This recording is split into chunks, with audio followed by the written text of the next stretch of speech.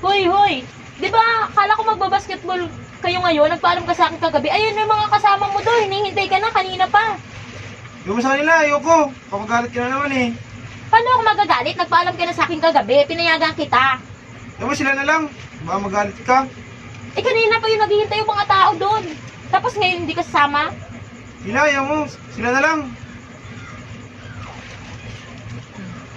Ayaw mo talaga? Gusto mo? Ayaw mo? Payag ka na? Oo nga, pumayag na ako kagabi. Payag ka talaga ha? Ay bahala ka kung ayaw mo. Yan sila. Sila. Amat. Eh? Eh?